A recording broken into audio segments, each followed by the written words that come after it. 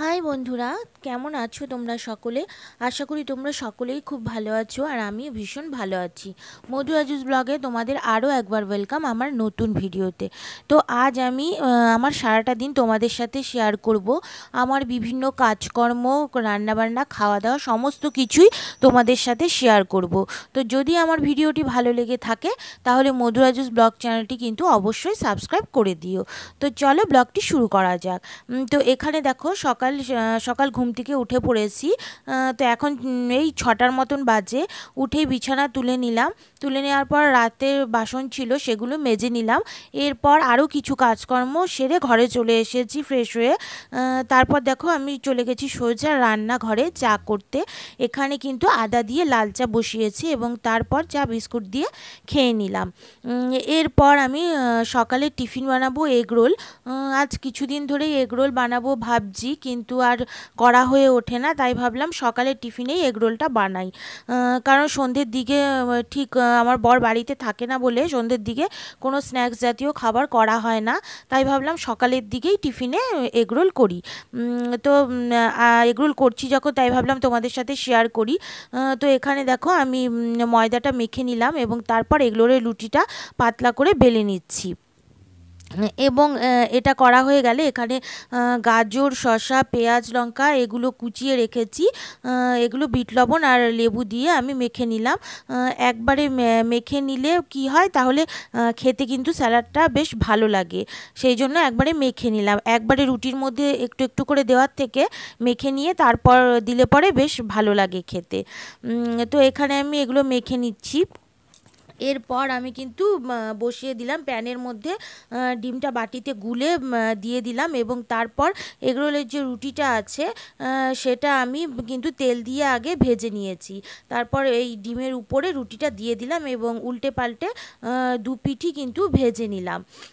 এরপর এইভাবেই 3টা এগরোল ভালো করে ভেজে নিয়ে তার মধ্যে ওই স্যালাড, তারপরে 2 রকমের সস এগুলো দিয়ে কাগজ দিয়ে প্যাক করে নিলাম। তো চলো তোমরা ভিডিওটি দেখতে থাকো।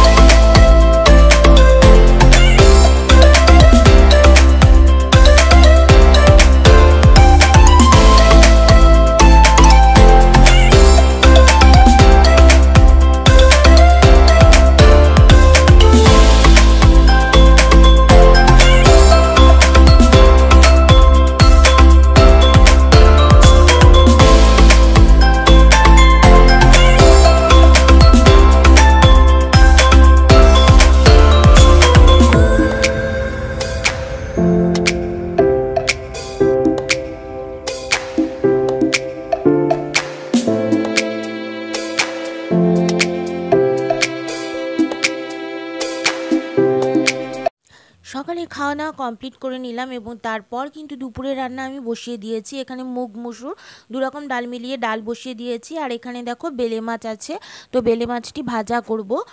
আর এখানে দেখো আমার বর বাজার করে নিয়ে এসেছে। তো প্রতিদিন তো বাজার যাওয়া সম্ভব হয় না, তাই জন্য বেশ কিছুদিনের বাজার একবারেই করে নিয়ে এসেছে আর এসে ও গুছিয়ে দিচ্ছে আর আমি এদিকে রান্না করছি। তো দেখো তোমরা যদি এরকম সুন্দর সুন্দর ব্লগ ভিডিও ভিডিও দেখতে চাও তাহলে কিন্তু মধু আজুস ব্লগ চ্যানেলটি অবশ্যই সাবস্ক্রাইব করে দিতে হবে। আর যদি আজকের ভিডিওটি ভালো লেগে থাকে তাহলে কিন্তু একটি লাইক দিয়ে দিও। আর দেখো এখানে রান্নাবান্না কমপ্লিট হয়ে গেছে, তো দুপুরে স্নান সেরে খেতে বসে গেছি। এখানে ডাল আছে, আর এখানে আছে গাঁদাল পাতার বড়া, তারপর এখানে আছে মাছ ভাজা, আর স্যালাড আছে, আর আছে মিষ্টি। তো আজকের ভিডিওটি এখানেই শেষ করছি। তো দেখা হবে আবার নেক্সট ব্লগে। ততক্ষণ তোমরা খুব ভালো থেকো, সুস্থ থেকো।